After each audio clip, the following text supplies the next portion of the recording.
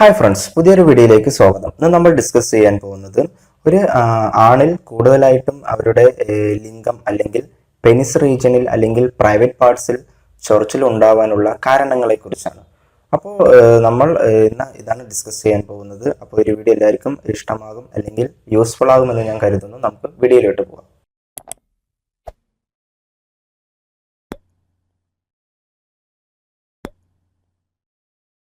അപ്പോൾ ഒന്നാമത്തെ കണ്ടീഷൻ പറയുകയാണെങ്കിൽ ജോക്ക് ഇച്ചിങ് എന്ന് പറയാം. അതായത് ഈ ഒരു ജോക്ക് ഇച്ചിങ് കൊണ്ട് ഉദ്ദേശിക്കുന്നത് ഇപ്പോൾ നിങ്ങളുടെ ശരീരത്തിൽ കൂടുതലായിട്ട് വേർക്കുന്നുണ്ടെങ്കിൽ അല്ലെങ്കിൽ നിങ്ങളൊരു അത്ലറ്റ് അല്ലെങ്കിൽ ഒരു ഫുട്ബോൾ ആവുകയാണെങ്കിൽ നിങ്ങളുടെ അതായത് കൂടുതലും നമ്മൾ ഓടുമ്പോൾ ഈ ഒരു തൈ റീജിയനിൽ അല്ലെങ്കിൽ നമ്മുടെ ഗ്രോയിൻ റീജിയനിൽ വേർപ്പ് ഉണ്ടാവാൻ ചാൻസ് ഉണ്ട്. ഈ ഒരു വേർപ്പ് കാരണം വേർപ്പിന്റെ ഈർപ്പം കാരണം ഫംഗൽ ഇൻഫെക്ഷൻ, അതായത് ഈ ഒരു ജോക്ക് ഇച്ചിങ് എന്നുള്ള ഒരു ഫംഗൽ ഇൻഫെക്ഷൻ എത്തിപ്പെടുന്നത്.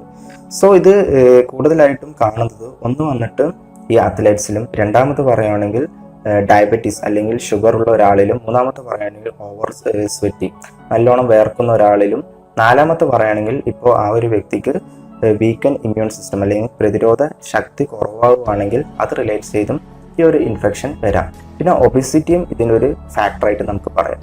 ഇത് എങ്ങനെ വരുന്നു ഞാൻ നേരത്തെ പറഞ്ഞ ഒരു സ്വെറ്റിംഗ് കാരണം ഉണ്ടാവാം. പിന്നെ വേറൊരാൾ യൂസ് ചെയ്ത ടവൽസോ ബാത്ത് ടവൽസോ അതൊക്കെ യൂസ് ചെയ്യുവാണെങ്കിൽ അത് റിലേറ്റ് ചെയ്തും ഈ ഒരു ജോക്ക് ഇച്ചിങ്ങിലേക്ക് എത്തിപ്പെടാൻ ചാൻസ് ഉണ്ട്. ഇതെങ്ങനെ ട്രീറ്റ് ചെയ്യാമെന്ന് ചോദിക്കുകയാണെങ്കിൽ സിമ്പിളായിട്ടും, അതായത് ആൻറ്റി ഫംഗൽ ക്രീം നമുക്ക് കടയിൽ നിന്ന് ഫാർമസിയിൽ നിന്ന് മേടിക്കാൻ പറ്റും. ഈ ഒരു ആൻറ്റി ഫംഗൽ ക്രീം യൂസ് ചെയ്താലും നമുക്കിത് പ്രിവെൻറ്റ് ചെയ്യാൻ പറ്റും.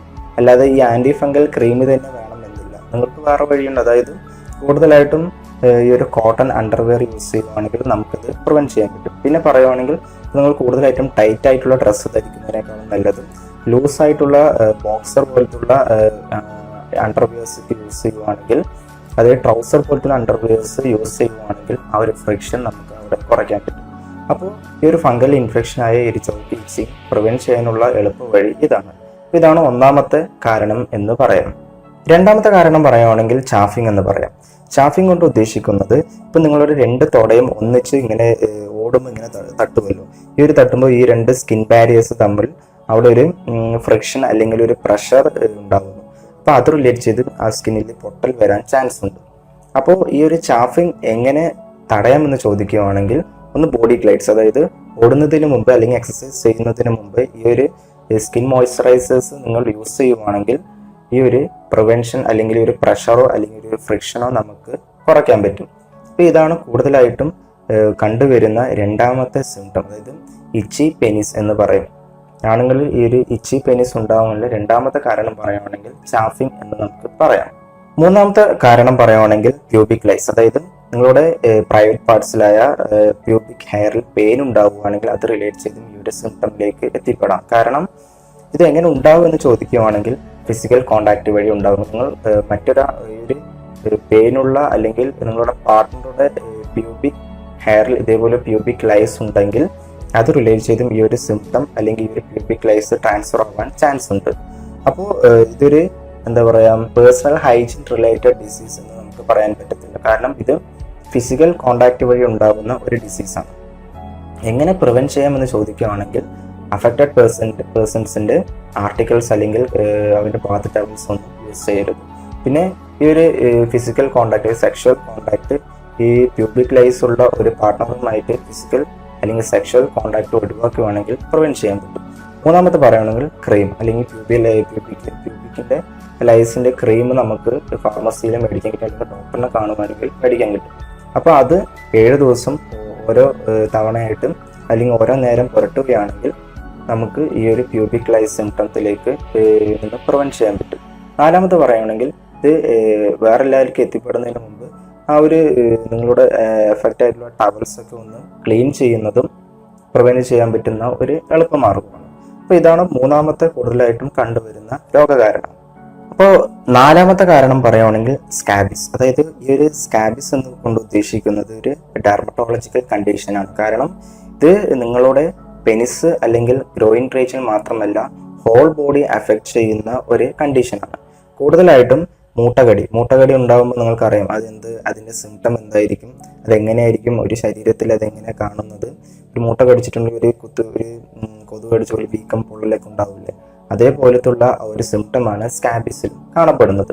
ഒരു സ്കാബിസ് എങ്ങനെ പ്രിവെന്റ് ചെയ്യാം, അല്ലെങ്കിൽ ഒരു സ്കാബിസ് നിങ്ങൾ നോട്ട് ചെയ്യേണ്ട ഒരു കാര്യമാണ്. കാരണം ഇത് എൻ്റെ ഫാമിലിക്ക് തന്നെ അല്ലെങ്കിൽ എൻ്റെ ഹോൾ ബോഡിക്ക് തന്നെ രണ്ടുപേർക്കും കിട്ടാൻ ചാൻസ് കൂടുതലാണ്.